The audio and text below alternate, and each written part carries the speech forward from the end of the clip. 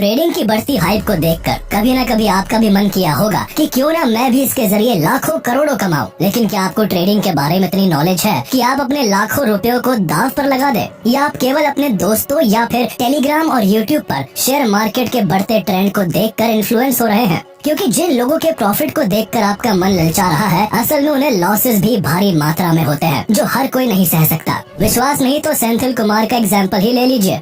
तमिलनाडु में रहने वाले 38 साल के सेंथिल कुमार ने पंखे से झूलकर अपनी जान दे दी। खुद को मारने से पहले सेंथिल कुमार ने अपनी पत्नी के साथ साथ अपनी जुड़वा बेटियों को भी मार डाला, जिनकी उम्र केवल 11 महीने थी। इस दिल दहला देने वाली घटना के पीछे का कारण था ट्रेडिंग में होने वाला भारी नुकसान। सेंथिल कुमार एक ट्रेडर थे जो शेयर मार्केट में काफी समय से सक्रिय थे, लेकिन वो कुछ समय से लॉस में चल रहे थे। उसी लॉस को रिकवर करने के लिए उन्होंने बैंक से लोन लिया था, लेकिन अनफॉर्चुनेटली उस पैसे को भी उन्होंने ट्रेडिंग में गवा दिया। इस तरह कर्ज और नुकसान में डूबे सेंथिल कुमार डिप्रेस रहने लगे और अंत में उन्होंने अपनी और अपने परिवार की जान ले ली। ये कोई पहला ऐसा मामला नहीं है, बल्कि ऐसे कई केसेस हैं जब शेयर मार्केट के नुकसान से जूझते हुए किसी ने जहर खाकर तो किसी ने बिल्डिंग से कूदकर खुदकुशी कर ली। इसके अलावा जाने कितने ही ट्रेडर्स आज लॉस की वजह से डिप्रेशन एंड एंजाइटी से गुजर रहे हैं। इनके साथ साथ इनकी फैमिली की हालत का भी अंदाजा लगा पाना मुश्किल है। इंडिया में ट्रेडिंग से लॉस झेलने वाले ट्रेडर्स के आंकड़े होश उड़ा देने वाले हैं।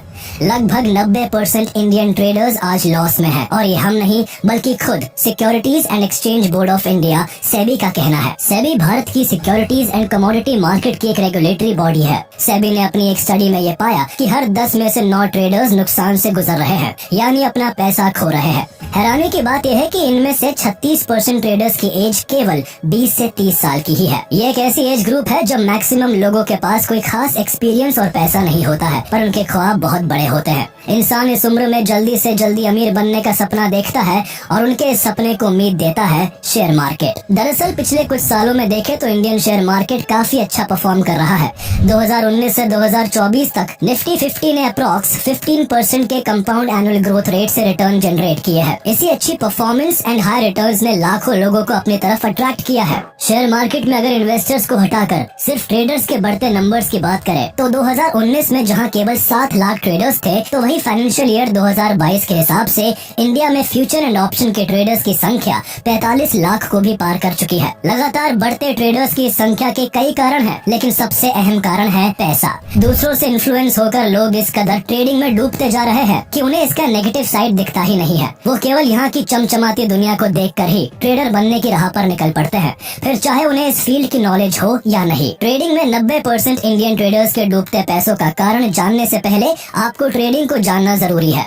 ये देखने में जितना आसान है, असल में उतना ही कॉम्प्लेक्स है। कभी हर कोई यहाँ आसानी से सरवाइव नहीं कर पाता। ट्रेडिंग शेयर मार्केट की एक बहुत ही एक्साइटिंग कैटेगरी है, जिसमें बहुत कम वक्त में बहुत कम पैसों से बहुत ज्यादा पैसे बनाए जा सकते हैं। ट्रेडिंग की यही स्पेशलिटी लोगों को अपनी तरफ खींचती है, और लोग बढ़ चढ़कर इसमें हिस्सा लेते हैं और इन्वेस्टिंग से ज्यादा ट्रेडिंग को प्रेफरेंस देते हैं। वो इसलिए क्योंकि ट्रेडिंग के जरिए केवल कुछ घंटों में पैसे डबल, ट्रिपल तो कभी कभी 10 to 20 टाइम्स तक भी बढ़ जाते हैं। पर जैसा कि कहा जाता है ना कि हर सिक्के के 2 पहलू होते हैं, तो बस ट्रेडिंग में भी जहां इसका एक पहलू हाई रिवॉर्ड है, तो वही दूसरा हाई रिस्क है। एक और जहां कम वक्त में आपका पैसा डबल ट्रिपल हो जाता है, तो वहीं दूसरी ओर ट्रेडिंग में पैसा 0 भी हो जाता है, वो भी बस कुछ मिनट्स में ही। ट्रेडिंग की इसी वोलेटिलिटी को न्यूबी ट्रेडर्स नजरअंदाज कर देते हैं। वो स्किलफुल हुए बिना, रिस्क को जाने बगैर ट्रेडिंग की फील्ड में कूद जाते हैं और भारी नुकसान का शिकार हो जाते हैं। आज के समय में हर किसी को अपनी सर्विस, पोर्टफोलियो और बिजनेस इंफॉर्मेशन दिखाने के लिए एक वेबसाइट की काफी जरूरत होती है। आप चाहे कोई लार्ज एंटरप्राइज हो या कोई वर्किंग प्रोफेशनल, सभी के लिए वेबसाइट एक नेसेसिटी बन चुकी है, जिसे पूरा करने के लिए ओडू आपके लिए एक बेस्ट ऑप्शन है। ओडू के easy to use website builder के साथ आप कुछ ही समय में अपनी खुद की वेबसाइट बना सकते हैं, और इसके लिए आपको कोडिंग निंजा बनने की भी जरूरत नहीं है। इसके लिए बस आपको इनकी साइट पर जाकर साइन अप करके वेबसाइट ऑप्शन पर क्लिक करना है। इसके बाद आपको अपनी वेबसाइट बनाने के लिए 4 क्विक स्टेप्स को फॉलो करना है। सबसे पहले टाइप ऑफ वेबसाइट, कैटेगरी और अपने ऑब्जेक्टिव्स को चूज करें। फिर प्री बिल्ट कलर स्कीम को पिक करें या ब्रांड कलर को यूज करने के लिए अपने लोगो को अपलोड करें। अब उन पेजेस एंड फीचर्स को सिलेक्ट करें जिन्हें आप अपनी साइट पर रखना चाहते हैं। आखिरी में अपने पसंद की किसी थीम को चूज कर लें, और अब आपकी साइट बनकर तैयार है। अपनी वेबसाइट को कस्टमाइज करने के लिए आप ड्रैग एंड ड्रॉप फीचर्स का इस्तेमाल भी कर सकते हैं। और सबसे अच्छी बात यह है कि ओडू का एक एप्लीकेशन आपको लाइफ टाइम फ्री मिलेगा, वो भी फ्री होस्टिंग एंड सपोर्ट के साथ। साथ ही आपको पूरे 1 साल के लिए एक कस्टम डोमेन भी फ्री मिलता है। ज्यादा जानकारी के लिए विजिट करें odoo.com। लिंक आपको कमेंट एंड डिस्क्रिप्शन बॉक्स में मिल जाएगा। ट्रेडर्स के नुकसान के पीछे बहुत बड़ा हाथ टेलीग्राम एंड यूट्यूब पर काफी एक्टिव इन्फ्लुएंसर्स का भी है, जो लंबी कार, बड़ा घर, फॉरेन ट्रिप्स और अपनी रही जिंदगी का शो ऑफ करके लोगों को इस कदर इन्फ्लुएंस कर रहे हैं कि लोग उनके trading courses and trading tip के जाल में फंस जाते हैं। हैरान करने वाली बात यह है कि मैक्सिमम इन्फ्लुएंसर्स खुद ट्रेडिंग में लॉस कर रहे होते हैं, लेकिन इसके बावजूद वो अपने कुछ प्रॉफिट्स के स्क्रीनशॉट्स और अपनी फेक रईसी की चकाचौंध से कम एज ग्रुप के लोगों को अपनी ओर अट्रैक्ट कर लेते हैं। फिर इसी बुनियाद पर उन लोगों को करोड़पति बनने का सपना बेचा जाता है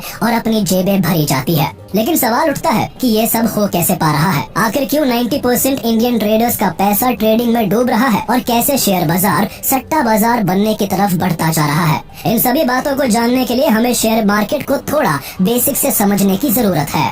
25 दिन में पैसा डबल। फिल्म फिर हेरा फेरी का ये डायलॉग तो आपने जरूर सुना ही होगा, 25 दिन में पैसा डबल। इसी डायलॉग को अगर रियल वर्ल्ड के कॉन्टेक्स्ट में देखें तो शेयर मार्केट वो जगह है जहां पैसा डबल होता है, वो भी 25 दिन से भी कम समय में। लेकिन ये शेयर मार्केट की पूरी सच्चाई नहीं है। पूरा सच जानने से पहले अगर हम उसके बेसिक से शुरू करें तो शेयर मार्केट वो मार्केट होती है जहां किसी कंपनी के शेयर्स खरीदे और बेचे जा सकते हैं, यानी किसी कंपनी में हिस्सेदारी ली जा सकती है। इसके लिए जरूरी है कि जिस कंपनी के शेयर्स को खरीदना है वो स्टॉक मार्केट में लिस्टेड हो। स्टॉक मार्केट में लिस्ट होने के बाद इन कंपनीज के शेयर्स को स्टॉक एक्सचेंज के थ्रू खरीदा और बेचा जा सकता है। अगर स्टॉक एक्सचेंज प्लेटफॉर्म्स की बात करें तो इंडिया में 2 लीडिंग स्टॉक एक्सचेंजर्स है। पहला बॉम्बे स्टॉक एक्सचेंज यानी BSE और दूसरा नेशनल स्टॉक एक्सचेंज यानी NSE। किसी भी कंपनी के शेयर्स को BSE या NSE जैसे किसी भी एक्सचेंज पर बाय एंड सेल किया जा सकता है। देखा जाए तो शेयर मार्केट में इन्वेस्ट या ट्रेड करने के लिए जहां पहले बहुत सारा पेपर वर्क होता था, तो वही आज की डिजिटल दुनिया ने इस पूरे प्रोसेस को बहुत ही आसान कर दिया है। आज मोबाइल फोन के जरिए आप बहुत इजीली शेयर मार्केट में एंटर कर सकते हैं। इस पूरे काम को आसान बनाने में स्टॉक ब्रोकिंग फर्म्स का बहुत इंपॉर्टेंट रोल है। ज़ेरोधा, ग्रो और एंजल वन जैसे किसी भी ब्रोकर के मोबाइल ऐप पर डीमैट अकाउंट क्रिएट कर किसी भी लिस्टेड कंपनी के शेयर्स को खरीदा और बेचा जा सकता है। किसी पर्टिकुलर कंपनी के शेयर्स के बजाय इन प्लेटफॉर्म्स पर इंडेक्सेस में भी खरीदारी की जा सकती है। दरअसल इंडेक्स और कुछ नहीं बल्कि बहुत सारी कंपनीज के शेयर्स का एक बास्केट होता है। एग्जाम्पल के लिए निफ्टी 50 NSE का इंडेक्स है जिसमें भारत की टॉप 50 कंपनीज शामिल है। इसके अलावा सेंसेक्स BSE का इंडेक्स है जो भारत की टॉप 30 कंपनीज को रिप्रेजेंट करता है। इसके अलावा इंडियन शेयर मार्केट में सबसे इम्पोर्टेंट ऑर्गेनाइजेशन सेबी को माना जाता है। किसी भी कंपनी के मार्केट में लिस्ट होने से लेकर शेयर्स को किसी प्लेटफॉर्म पर बाय और सेल किए जाने तक हर एक चीज सेबी की देखरेख में होती है। सेबी 1992 से भारत के सिक्योरिटीज एंड कमोडिटी मार्केट की रेगुलेटरी बॉडी होने का काम कर रही है, जिसका मेन मोटिव इन्वेस्टर्स के इंटरेस्ट को सेफगार्ड करना होता है। लिस्टेड कंपनीज हो, स्टॉक एक्सचेंजेस हो या फिर ज़ेरोधा, ग्रो, अपस्टॉक्स और एंजल वन जैसे ब्रोकर्स हो, हर किसी को सेबी के नियमों के हिसाब से चलना होता है। कुल मिलाकर शेयर मार्केट में हर एक एंटिटी सेबी के अंडर वर्क करती है, इसलिए सेबी का रोल काफी इम्पोर्टेंट हो जाता है। यूँ तो भारत में स्टॉक एक्सचेंज की नींव 1875 में ही रखी गई थी और तब से इंडियन स्टॉक मार्केट ने एक लंबा सफर तय करते हुए काफी उतार चढ़ाव देखा है। लेकिन ईयर 2000 में कुछ ऐसा हुआ जिसने इंडियन शेयर मार्केट की पूरी दशा ही बदल कर रख दी। काफी लंबे समय से इन्वेस्टर्स या तो किसी कंपनी के शेयर्स खरीद सकते थे या फिर किसी इंडेक्स में बाइंग कर सकते थे ताकि उस इंडेक्स की हर कंपनी में उनकी थोड़ी थोड़ी हिस्सेदारी हो जाए। इस तरह के इन्वेस्टमेंट से कंपनी की ग्रोथ के साथ साथ उनका पैसा भी ग्रो करता रहता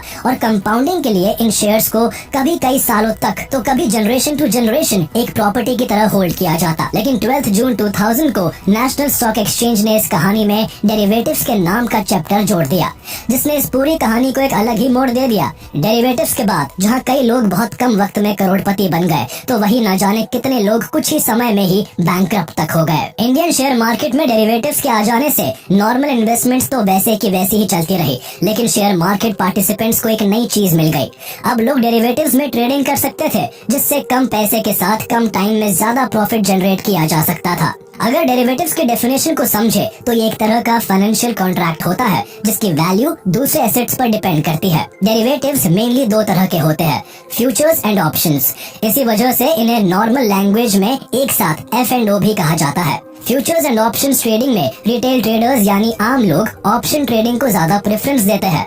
इसके पीछे का कारण है फ्यूचर के मार्केट में लोगों का काफी कम पार्टिसिपेशन होना। एक और जहां फ्यूचर्स का मार्केट काफी लिमिटेड है तो वही ऑप्शंस में बहुत ज्यादा लिक्विडिटी है।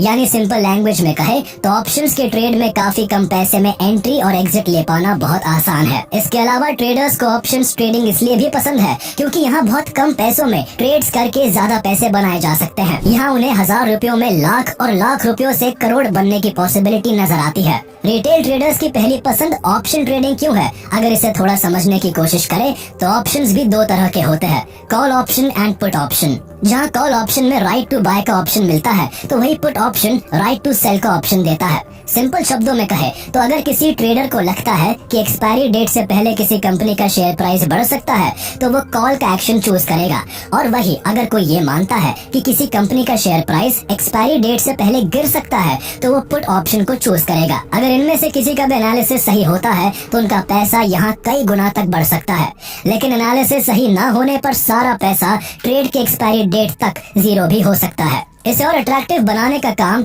इंट्राडे ट्रेडिंग कर देता है, जिसे डे ट्रेडिंग के रूप में जाना जाता है। इंट्राडे ट्रेडिंग न सिर्फ स्टॉक्स बल्कि इसे F&O में भी किया जा सकता है। अगर केवल स्टॉक्स के लिहाज से समझे तो इंट्राडे ट्रेडिंग के अकॉर्डिंग आपको किसी कंपनी के शेयर्स को जिस दिन खरीदना है उसी दिन बेचना भी पड़ता है। दरअसल पूरे दिन शेयर्स के प्राइस में लगातार उतार चढ़ाव होता रहता है। इनकी कीमतों के उतार चढ़ाव के बीच कोई भी ट्रेडर अगर कम प्राइस पर शेयर्स को खरीद कर हाई प्राइस पर बेच देता है तो उसका अच्छा खासा प्रॉफिट हो सकता है। एक एग्जांपल से समझे तो किसी स्टॉक का प्राइस अगर मार्केट के ओपन होने पर 1000 रुपए है और आप उस स्टॉक के 1000 शेयर्स खरीद लेते हैं, साथ ही आपके शेयर्स लेते ही स्टॉक प्राइस कुछ ही घंटों में 1000 से बढ़कर 1050 हो जाता है तो आपको अपने 1000 शेयर्स पर पूरे 50,000 का प्रॉफिट हो सकता है। लेकिन प्रॉब्लम ये होती है कि मैक्सिमम लोगों के पास इतनी ज्यादा क्वांटिटी खरीदने का अमाउंट नहीं होता, इसलिए इसे आसान बनाने का काम ब्रोकिंग फर्म्स कर देते हैं। दरअसल ट्रेडिंग में लोगों का पार्टिसिपेशन बढ़ाने के लिए ब्रोकिंग फर्म्स उन्हें लेवरेज प्रोवाइड करते हैं। यानी इंट्राडे ट्रेडिंग में आपको अगर 1000 शेयर्स खरीदने हैं तो आपको केवल उसका 20% ही पे करना है। इस कारण कोई भी 500 रुपए की कीमत तक का ट्रेड केवल 100 रुपए में ले सकता है। लेकिन ये मार्जिन जो आपको ज्यादा क्वांटिटी दिलाकर आपके प्रॉफिट अमाउंट को बढ़ा सकता है, यही लेवरेज आपके लॉस को भी मल्टीप्लाई कर सकता है। क्योंकि इंट्राडे ट्रेड होने की वजह से ट्रेड की ड्यूरेशन केवल 1 दिन की रहती है, जिस कारण यहाँ सही बाजी पड़ने पर जितनी तेजी से प्रॉफिट बन सकता है तो वही ट्रेड गलत हो जाने पर उतनी ही स्पीड से पैसा लूज भी हो सकता है। इसलिए ट्रेडर्स लॉस को मिनिमाइज करने के लिए अपने अमाउंट को कई हिस्सों में बांटकर अलग अलग ट्रेड्स लेते हैं, जिससे कि अगर कोई ट्रेड फेल भी हो जाता है तो उतना ही पैसा जाएगा जितना लगाया था। लेकिन अगर कोई ट्रेड सक्सेसफुल हो गया तो पैसे कई टाइम्स तक बढ़ जाएंगे। ट्रेडिंग की इसी सिंपल मैथ्स और कम समय में हाई रिटर्न्स को देखकर ट्रेडर्स बढ़ चढ़कर ऑप्शन ट्रेडिंग में हिस्सा लेते हैं। लोगों को ट्रेडिंग पैसे बनाने की मशीन नजर आती है, जिससे कुछ ही टाइम में अमीर हुआ जा सकता है। लेकिन जो चीज जितनी आसान दिखती है वो उतनी आसान होती नहीं है। अगर ऑप्शन ट्रेडिंग इतनी ही आसान होती तो 90% ट्रेडर्स आज लॉस में क्यों होते? ट्रेडिंग अगर सच में इतनी ही प्रॉफिटेबल फील्ड है तो भारत के सबसे अमीर और कामयाब इन्वेस्टर रहे लेट राकेश झुनझुनवाला लोगों से ट्रेडिंग नहीं करने की अपील ना करते। I would say don't trade because if 10 lakh come to the market. लेकिन हार का आंकड़ा कितना भी हो और कोई भी एक्सपर्ट कितना भी मना करे, अगर ऐसा शॉर्टकट सामने हो जिसमें कुछ घंटों में ही पैसे कई गुना हो सकते हैं तो अपनी किस्मत कौन नहीं आजमाना चाहेगा। यही वजह है कि एक्सपर्ट्स के लाख मना करने के बाद भी न्यूबी ट्रेडर्स ऑप्शन ट्रेडिंग के मैदान में कूदते जा रहे हैं, और इसलिए इंडिया में ट्रेडर्स की संख्या हर साल तेजी से बढ़ती जा रही है।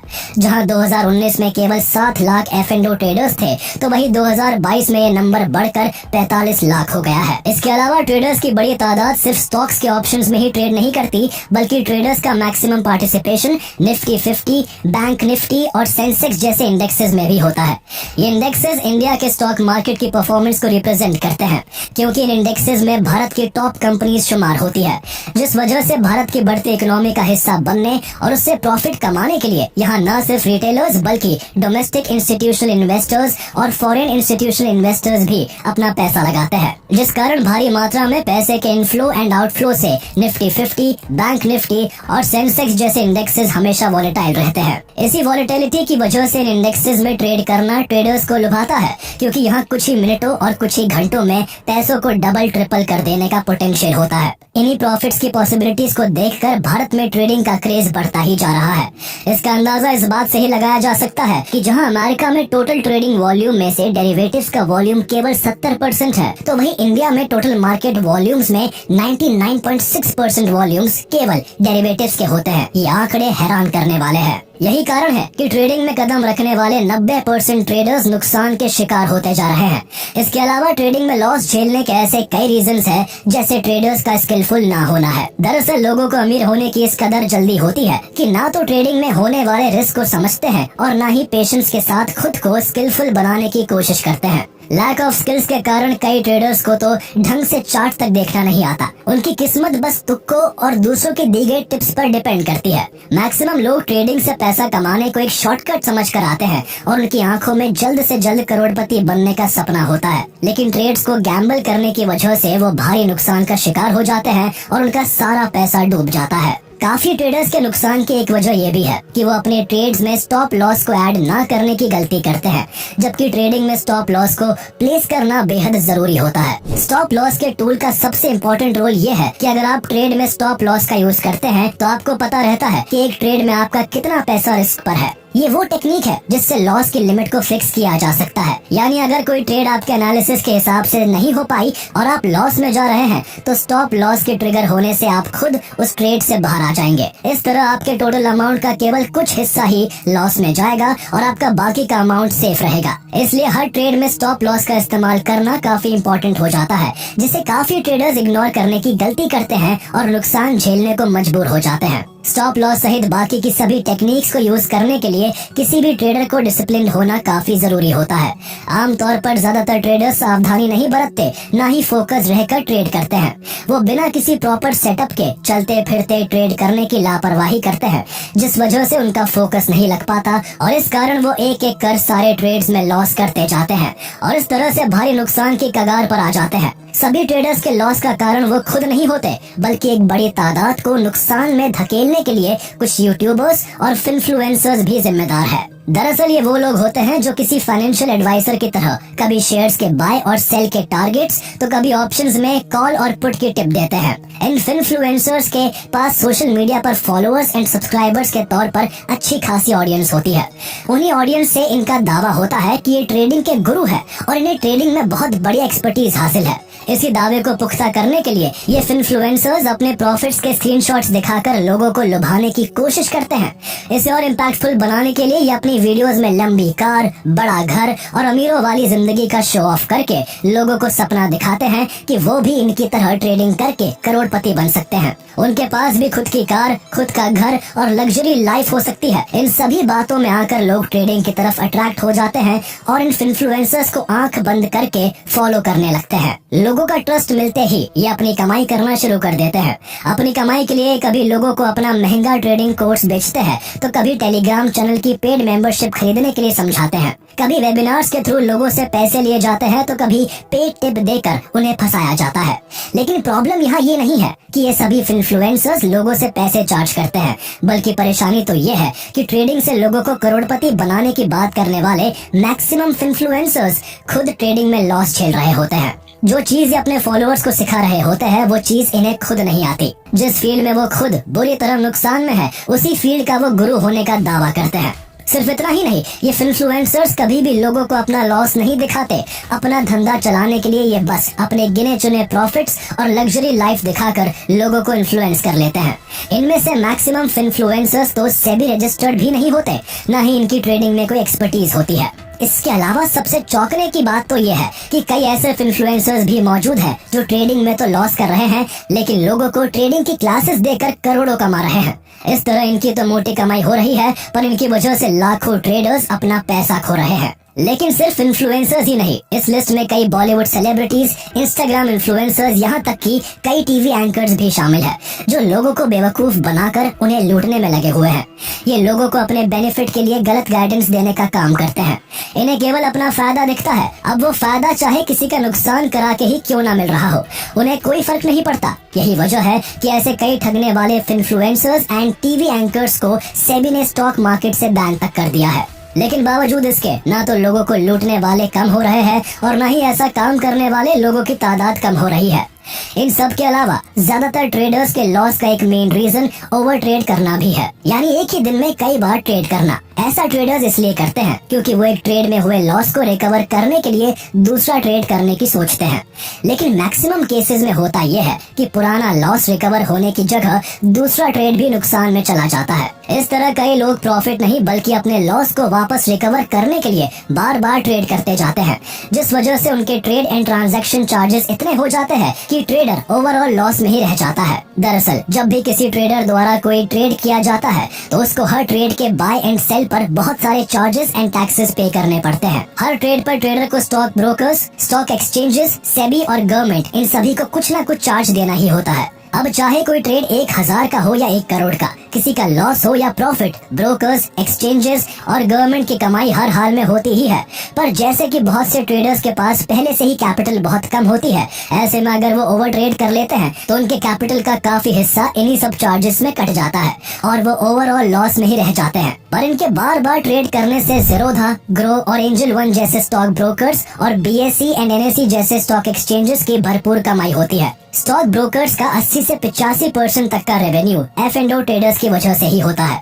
यही रीजन है कि इंडियन शेयर मार्केट में तेजी से हाई F&O वॉल्यूम्स होने की वजह से Zerodha, angel one and BSE को काफी अच्छा मुनाफा हुआ और इस वजह से इन कंपनीज के शेयर प्राइस एक साल में ही कई गुना तक बढ़ गए। इस तरह के ओवर ट्रेड से कंपनीज, ऑर्गेनाइजेशंस एंड गवर्नमेंट का ही प्रॉफिट हो रहा है।